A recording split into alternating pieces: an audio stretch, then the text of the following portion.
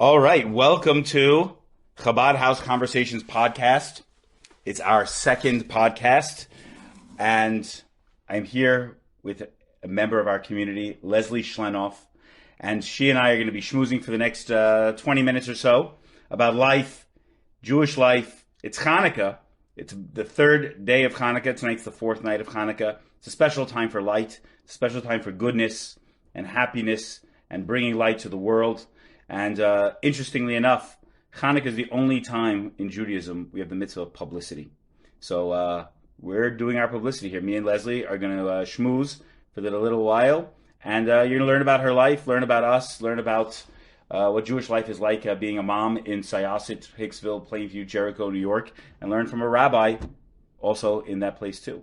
You're going to learn about Jewish life a little bit and what makes Leslie tick, her neshama tick, her soul tick. That's what we're trying to get to on Chabad House Conversations, finding out what makes the Jewish soul tick. So Leslie, welcome. Thank you for having me. Absolutely. So Leslie, tell us about yourself. Where did you grow up? I grew up in Roslyn Heights, New York. I was born in Manhattan, raised in Roslyn Heights, youngest of four children. My parents were from the Bronx, settled in Queens, and then after my brother was born, who was the third, they moved us all out to Long Island. The Jewish exodus. Yes. From west to east, going back to the homeland. Yes. Of Long Island. Of Long Island, Roslyn Heights. Yep. That's amazing. Did you remember growing up in Manhattan, or you just? No, I didn't grow up there. I was just born in there. I was born in Beth Israel Hospital, which I believe no longer exists as a hospital. Yeah. Does it really not exist? I think it's a medical building, but I don't think it exists as the hospital that it was. We were all born there. You and your three. Yeah. Two siblings. Three siblings. Three siblings. Two older sisters. And my brother. So my oldest sister is 13 years older than me, and my next sister is 11 years older than me, and my brother is 8 years older. Right. Very cool. Yes. All right. So now, married to Ed. Married to Ed. Two kids. Two kids. How old? 12 and 14. My son is 12 and my daughter is 14. Say I know your kids' names, but... Oh, Abigail and Jeremy. Abigail and Jeremy. Yes. So Abigail is... 14. 14 and Jeremy is... 12. 12. Oh my goodness. So her bat mitzvah was last year, and his is next year. Amazing. I was still riding the wave from hers. That's amazing. And now here we go again. Right. It's a new wave. Yes. It's a new wave. So you've had quite the Jewish journey. Yes. Quite the Jewish journey. Yes. And if I could say, you're like someone on tour. I would agree. Yeah. I would agree. Going from Jewish life, expanding, condensing. So tell me, what was your Jewish life growing up? Okay. What was it like? I've kind of said the story a couple times before, but I grew up, you always knew you were in a Jewish home. Right. You had a mezuzah on the door and on the bedrooms, and we had a door. On the bedrooms, too. That's impressive. On the bedrooms, I think. You're supposed to, but I'm saying I didn't grow up that way. But yeah. We had a door knocker that said Shalom on it, and we had Judaica around the house. Really? My mom loved Judaica, and so we always knew that it was there. She didn't really light Shabbat candles, but we celebrated Rosh Hashanah, Yom Kippur, Pesach, Hanukkah. The other holidays we didn't really know much about. My brother, out of the four of us, was the only one who was required to go to Hebrew school. My older sisters, it was not something that was done. In the 60s and 70s, I see that my sisters were born in the late 50s, so they're tail end of the baby boom. Right. Girls were not, it wasn't really a thing for them. Right. But my brother being the only son, he had to go. And it was 2 days a week after public school and once on Sundays. And so he had to go. So we had 3 days a week? Yeah.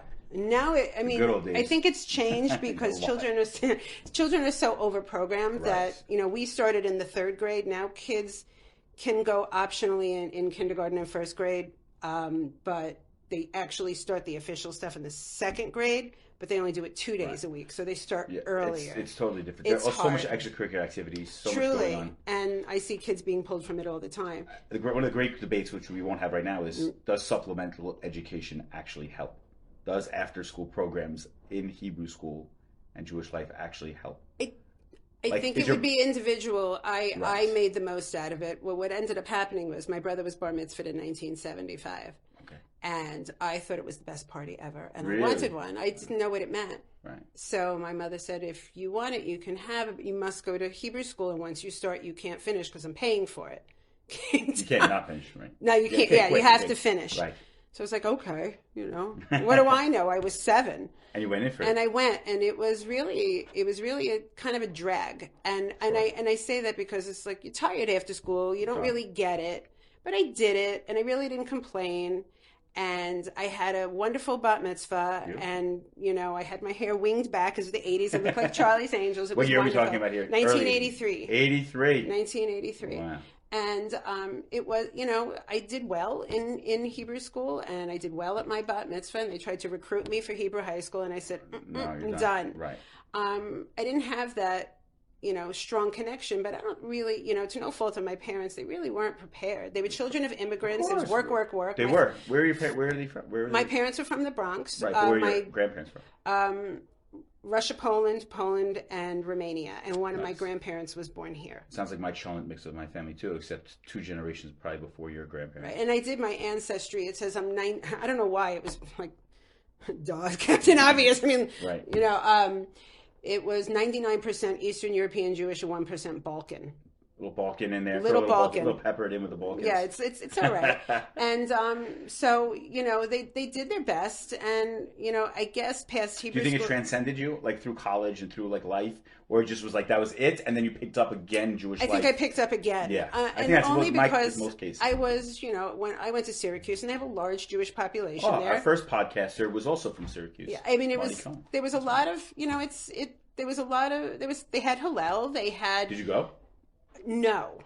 I got a lot of, I was going to say emails. It wasn't email. I got a lot of mailings and a lot of propaganda. And I went to one Rosh Hashanah service, and, every shul has their different tunes for different songs, and people didn't know his tunes, so nobody was singing. And the rabbi was like, "Yoo-hoo, everybody sing." I'm like, "Oh, yoo-hoo does not belong." And yoo-hoo. I'm like, no. And I'm like, okay. So afterwards, I mean, like, I always knew it was important, and I always felt it, but it wasn't always in practice. So when did you first propel into like the trajectory you'd say you're on now? Like, what was the new pickup?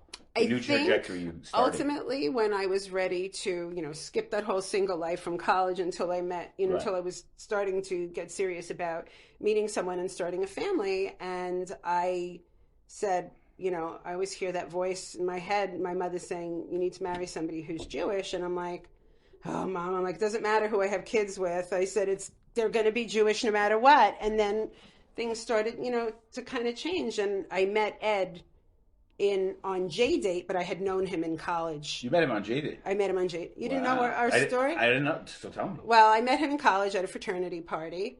And we went out once. Yeah. And then we met up 15 years later, met up on J-Date, and I didn't know the J-Date part for some reason. Oh, yeah, no, we met twice. I was going to say, if you met 15 years before J-Date, you were the earliest adopter of J-Date of all time. I know. You actually started J-Date. People say, oh, J-Date, I love J-Date. I'm like, oh, J-Date doesn't work, and here we are still married, like, whatever. Oh, sure. But, and I, once we got serious, I said, well, we met each other in J-Date, because clearly we're looking for Jewish partners, and I said, once we were closing in on engagement. I don't remember if it was before we were engaged, but we knew it was coming. It was pending. I said, well, how Jewish do you want to be? Like, we both grew up. You asked him that? Yeah. When I meant it, like, how much of it were you going to bring in our home? Do you want to be kosher? He did not grow up kosher. His grandmother was kosher in her home. I certainly did not grow up kosher. I said, he grew up at Midway, and Midway was more traditional, traditional conservative, not egalitarian. Right. I grew up at Temple Beth Shalom in Roslyn, which was pretty much the same. And it's nice to see how that movement has evolved into being a little bit more family friendly. The egalitarian thing, I could take it or leave it. I'm personally very traditional. I don't need to do a lot of things that women can do now, but we can do as we wish. Sure. What did you say before we started? We said something about a newfound relationship with the role of Jewish women in Judaism. Touch on it. Okay. Well, I as I was putting up the mechitza that separates men from women. Right. No, I have learned in this later part of the journey that I grew up with a lot of misconceptions about what women can and can't. But it really isn't can and can't. It's more like doesn't need to. We don't have a lot of the pressures that men do. You got to do 613. I have to keep a Jewish home. Right. I mean, I know there's more than that. Right. Believe me, I know there's Right. more, but I know, I mean, like, that's a tremendous responsibility, which was what, I know that, I had, which is why I asked Ed, how Jewish do you want to be? Because we're going to be raising children. Right. We didn't know when, we didn't know how, we didn't know how many. So we're going to be raising Jewish children. Like, are we going to ram it down their throats? Or are we going to ease up? How much? It's a delicate dance. It's a delicate dance. Right. And, I told him, I said, listen, if you want to keep a kosher home, I'd have to learn, but I can if you want to. He's like, just don't bring shellfish and pork in the house. Right. Do we mix milk and meat? Yeah, we do. But you know what? We have a forgiving God and it can only get better. So how would you, so you say, so from your perspective, you're saying, for you don't feel like I need to do it. So therefore there's you kind of settled into your role as a Jewish woman. Would you say it that way? Yeah, I mean, but what about a woman who says I want to, what's my angle, it. that push of that other side? Go for there's it. A lot of people who feel why don't I get to? I don't. You don't identify with it. No, it's not. It's if I want to, I will. If I, right. So you're there is more in your role. I think, but I think there's also another additional element though, and that is that there's things that women do that men for sure don't do. So it's a lot of times people forget all the most nuanced women's quote unquote mitzvahs that aren't public Jewish experiences. Right. Like mikvah, like family rearing, tzedakah, even charity. It says is rooted in the woman. I get one of those things that I feel that it's not the can and can'ts. It's the can and the cans. Each one has their can. I get the best one. Yeah, tell me. I get to have kids. Oh, absolutely. I have the kids. That's it. I'm good. Oh my goodness. I'm good. I mean, somebody once told me years ago, and I don't know if there's truth to this, that a family should have 3 children: one to replace the husband, one to replace the wife, and one to perpetuate. I'm like, well, we're done. Well, it says that the way you emulate God is by having children. Right. What other way do we emulate God the most of any mitzvah? I can put on tefillin every day of my life, and that's what God wants. Right. But what does God do? God creates. So a woman having that capacity mainframed in her physical and spiritual psyche, sort of say, to create life is that's the most godly thing. And it is very interesting because as I got married later, and when you're at advanced maternal age and things just doesn't come as quickly as you would like, right. And that's what was the most pressing thing. It's wow. I mean, I wasn't thinking, well, I have to do this, this. It's but that's kind of what I signed up for. So but I also kind of believe, and as a woman, as a Jewish mother, and having that responsibility within the household, not that the man doesn't, but it's different. It's a different energy. I really, really strongly feel, and over the past couple of years or so, that I have to lead by example. And this is why, some families, maybe more observant families, or maybe families that have done it for years and years and years, and that's all you know. When I see you do your Havdalah and your family is around you, my family's not used to that. Right. If I want to light Shabbos candles or do something, ceremonially or ceremoniously, I'm not sure the word. Spiritually in the house. If I light Shabbos candles, I don't say, okay, guys, come over, you got to stand next to me. It's nobody wants to be forced to do that. But if I do it over and over and over again, maybe I'll hear them in the next room, singing. Right. I lit the menorah the other night, and the kids were already eating, and I'm like, what? It's more important to me that they eat, because they never eat, and you've seen them, and they're very slim, and I'm just like, okay. But I was lighting them, and they were singing all the prayers, and that's fine. And for example, I just went to Israel last year, and Ed just came back, and people ask me, well, don't you want to go as a family? I'm like, sure, eventually we'll go as a family, but it's a huge financial expense. Of course. But I also wanted to go by myself, and I went, and I had a lot to bring back, and then Ed went, and Ed came back, and all of a sudden Abigail's sitting there, and she goes, well, Mommy went, and Daddy went. She goes, I guess I'm next. Oh, and I was patting my back. I said, that kind of sealed, the leading by example. I don't think she wanted to go before. She didn't feel connected, but she sees it as her trajectory in life, her pathway in life. She's like, Mom and Dad do this. This is what I want to be a part of too. They had this amazing experience they could talk about, they share. And I kept on telling her, I says, you don't have a choice, you need to go. I'm like, you have to go, you need to go. I'd like her to wait a couple years. I don't want her to necessarily go at 18. She's going to have a big transition when she goes to college. Sure. You know, with Birthright, I mean, she'll go by route of Birthright or some other travel group. Absolutely. But, you know, but I want her to kind of, you know, be grounded in what she wants to do. And I don't want to have her to worry about managing a trip in school and this and that. Right. Birthright's age has gone higher and higher as the years go on. Is that really true? I think they're close to like the mid to late 20s. Oh, no, they were always 18 to 26, I thought. Yeah, I don't know. I thought somebody told me 28 once. It doesn't matter. Really? She's going to go. Yeah, she's going to go. And if I have to sell my son to get her there, she'll go. Don't worry, you don't have to sell anybody because Birthright will take care of both of them. Right. And, you know, she knows its importance. Right. And she, you know, and as long as I do that and, you know, she's slowly making the connections, which is really kind of all. We see her by Chabad House all the time. She came to our camp during COVID and all that. And so, you know, and I think she goes to Hebrew high school, and you she told me does that opens her up a lot in far as her I think, personal connections and Yiddishkeit. Yeah, she gets it, and maybe not on a deep level, but I think if Never you know the more well, maybe she does. Although we had this one experience, and it's funny because now Jeremy, being 2 years behind her in school, he's doing the same project in school that she did 2 years ago. I don't know if I ever told you this story. If you don't mind me sharing. Please, go ahead. She had a project in social studies where they had a trial of Christopher Columbus and his men and the king and the queen, and each group of kids like represented an entity, and they had to find out who was responsible for the decimation and destruction of the Taino Indians. Oh my goodness.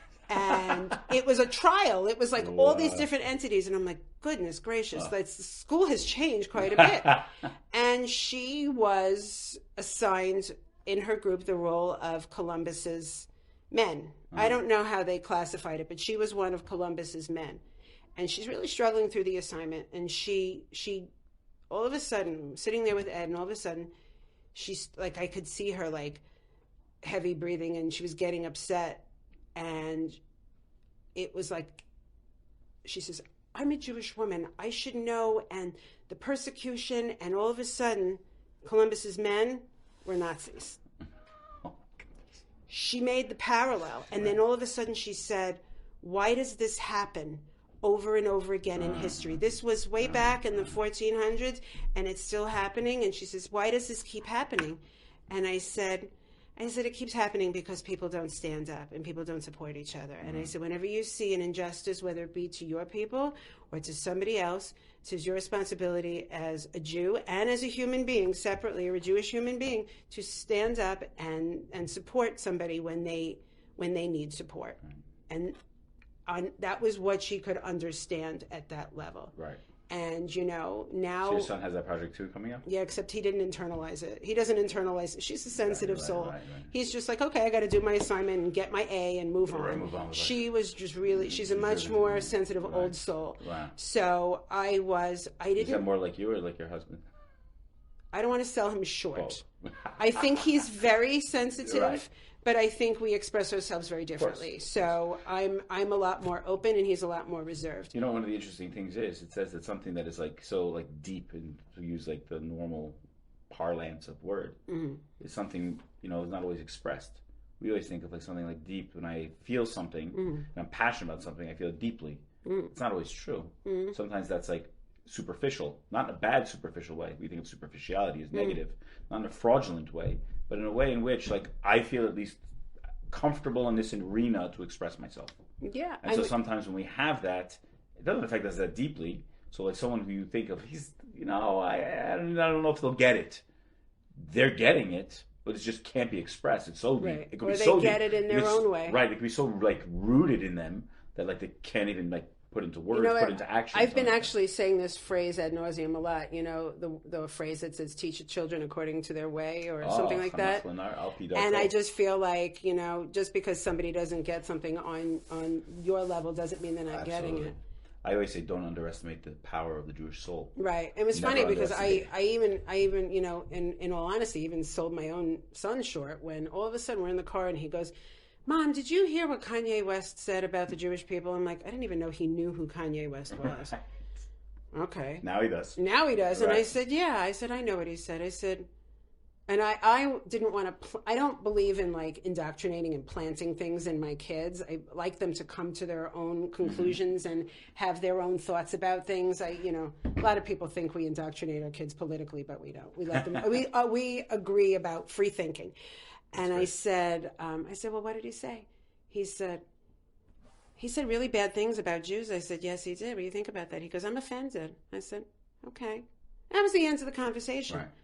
But the fact that he knew it was wrong, All right, sure. and he didn't just let it go, and that he thinks about it, really meant a lot. Absolutely. And I said, well, I said, unfortunately, it's the world we live in, and not everybody accepts Jewish people the way we would like them to. I said, I don't want you to be frightened, and I don't want you to be scared. I said, but you need to be aware of the world around you. Sure.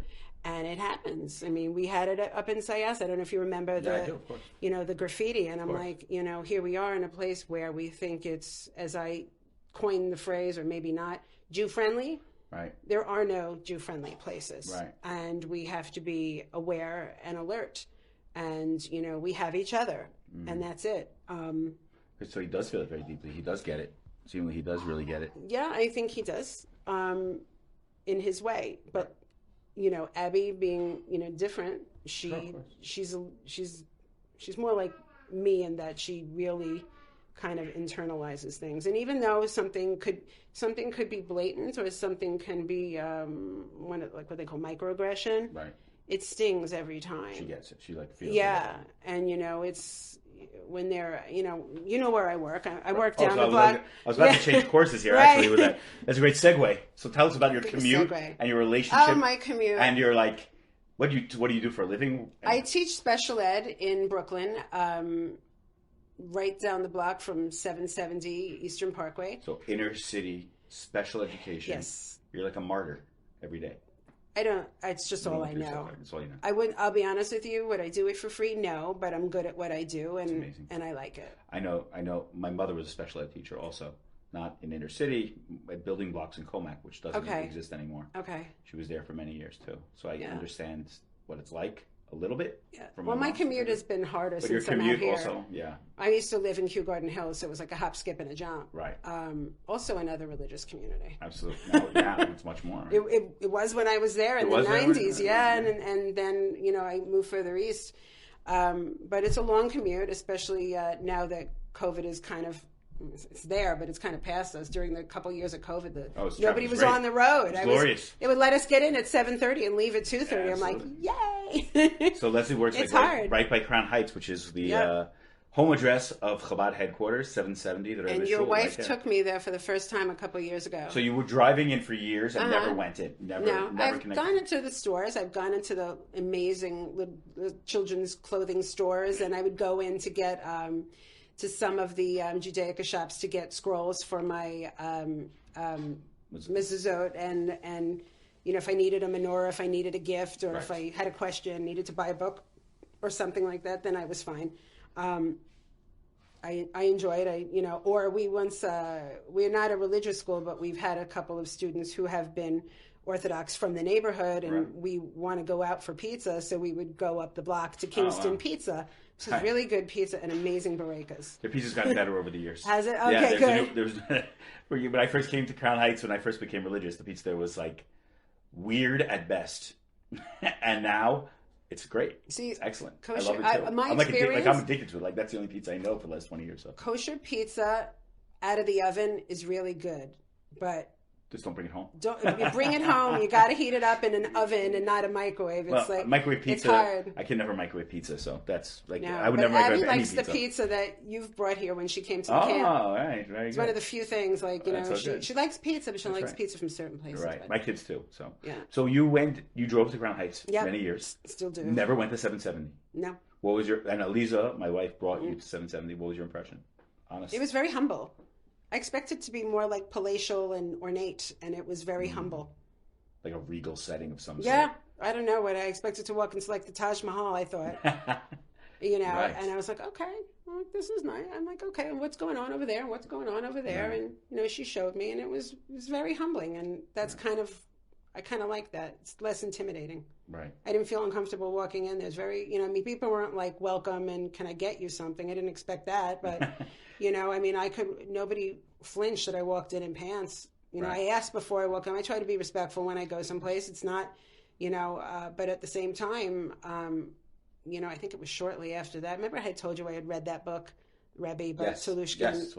and it's amazing. And like I said, the biggest take I got from that book was that there's no distinction of holiness between the different sects of Judaism. Absolutely. So a Jew is a Jew is a Jew. 100%. So, it wouldn't make any sense for me to not feel welcome there. Right. I mean, you can only go up. I mean, you can go down, but why would I? I mean, right.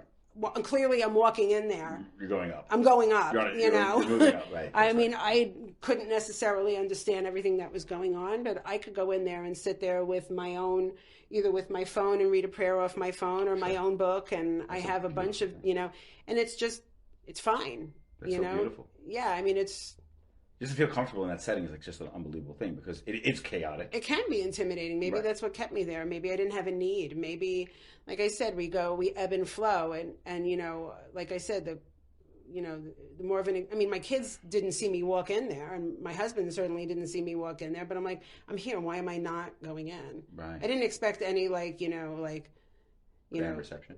Yeah, no, I just okay, this is nice, and I learn more, and I'm kind of enjoying just even if I don't practice the way Orthodox or Lubavitchers do, I understand more, and like I said, there are a lot of misconceptions about things that I can go, oh, okay, that's why this is this way, and that's why, and I just feel a little bit, for lack of a better term, armed with knowledge, That's a good way to put it. And people say, they talk about separating men and women, and they're like, oh, why can't women sit with men? And I said, hold up, this is not oppressive. I said, I don't feel oppressed. Right. I said, when you go to pray, you're connecting with God. You're not connecting with man. Right. I mean, you are, but you're not. I'm like, you to have if I don't have an issue with it because it's what I'm used to, but when you go to shul, you see a lot of interpersonal stuff and people aren't necessarily focused. Right. I'm not saying it's, like I said, it's not right or wrong. I mean, when my kids go to shul, they're either falling asleep or whatever, but they're there. Right. They're there. Right. And I will never forget this one moment, and little kids can't sit, whether they, have attention issues or not. And if they're not reading the Hebrew yet and they're not there in their studies. I remember when my son was little, he couldn't sit. So he would bring a book. And one time I forgot and I brought a coloring book or a puzzle book. And one of the men comes over and says, you're not supposed to use a pencil on Shabbos. Where was this? At my shul. Yeah. Oh, at Midway. Yeah. And I said, and I'm like, and in my head, I'm like, okay, I get that, but he's 7. And I didn't know this policeman. Well, they called him ushers or whatever. And I looked at him and I said, well, it's a good thing our God is a forgiving God. And I turned around and I let him color. And it's like, It's an interesting thing that in 770, you see kids jump over the benches. Right. And you have Torah books all over. And so it's one of the things is the kids should feel comfortable around the books. Right. If they step on the book, no one's policing them. Right. It's interesting. You'd think in an Orthodox school, it'd be much more policed and regimented in ushers. No, it's what do you see just in 770? exposure. No, it's full exposure, full and connection, tactile experience. It's almost like being in a mosh pit. You're kind right, of exactly. each man for themselves, and we all love each other, even if we bump into each other or step on the book or whatever. I'm guessing it was this person's mishigas. I wouldn't say it was that way for the entire movement because Right, there's been plenty of times when I've been there. I just remember ushers from my Reform temple, and that was oh my goodness, it's shh. Shush, yeah, no, the it's shush just, police, And here's the thing: is I don't think we're in a position to alienate families, no matter what, sect you're in. Right. Yeah, I said, if you like, I could take the pencil away, and then you'll have more of a reason to your usherance. Now, I mean, it's just right. It's so. Think about that. I mean, right. I don't know if this person has ever been a parent, but it's you do what you have to do. I said, he's not taking out a phone. I said, worry about the kid that's got the phone. Worry about the mom with this one. Worry about the noise. He's sitting there quietly. There's a great metaphor of 770. There was one time a very big, famous Orthodox rabbi, not Chabad, not Hasidic, and he came to have a private meeting with the Rebbe. And before he had the meeting, he went downstairs to 770 to the big main shul. And he sees what's going on. He said, "It's crazy. It's it does look like a mush. It's it's crazy.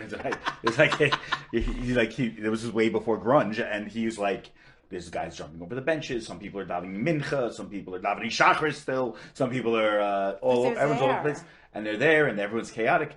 So he says to the Rebbe, like, what's with decorum? In a lot of Orthodox places, it's not like 770. It is more palatial maybe, and it is cleaner, and it is more 5 towns for sure that exists. But Sure. 770 is for sure very humble and very chaotic. So he said to the Rebbe, he expressed his displeasure with the scene he saw before his eyes, and the Rebbe says, when you go to a boiler room of a ship, it's chaotic. There's people putting fire, there's people pouring water, there's people stoking the coals, there's people covered in soot, It's like there's the heart, oil, yeah. the heart, the movement of the ship, and no one sees it. He's like, this is the boiler room of the world.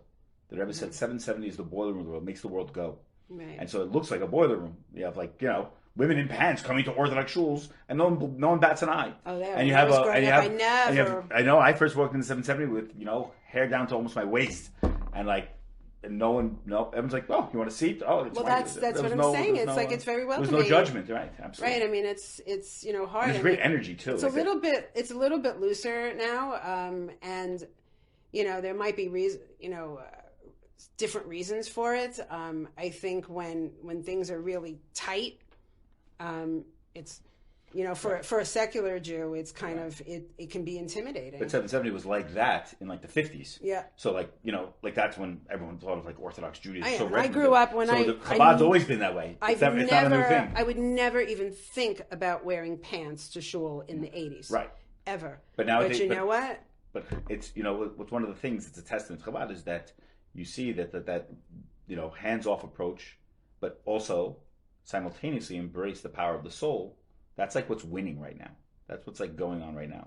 It's saying you come as you are, because we'll never underestimate the power of your soul. Mm-hmm. You're gonna get it at some point. Well, yeah. And even those moments are beautiful. Those moments are that's what we live for. Those Jewish moments. When I went to Israel and I was saying that I was going with the group, and a lot of the groups that support the people are Orthodox groups. And oh, you're going to come back Orthodox? I'm like, no. I said that's not the goal. The goal is to just be a little bit better than you are now, or more, not better, but more. More. And I'm like, well, if I like candles, that's good. And if I do you like candles now?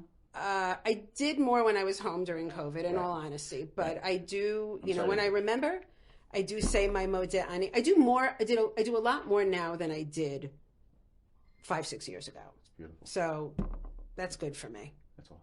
Yeah. All right. We'll end it right there. Leslie, you're amazing. Thank you for sharing your time. Thank you for having me. It's amazing. So our second of Chabad House Conversations podcast is in the books, and Leslie was an amazing guest. If you'd like to appear on Chabad House Conversations, please feel free to connect with me, social media or email. And thank you so much for tuning in. And have a happy Hanukkah. And again, thank you so much to Leslie for giving of your time and energy and telling us your amazing story of Jewish life. Thanks, Leslie. Thank you.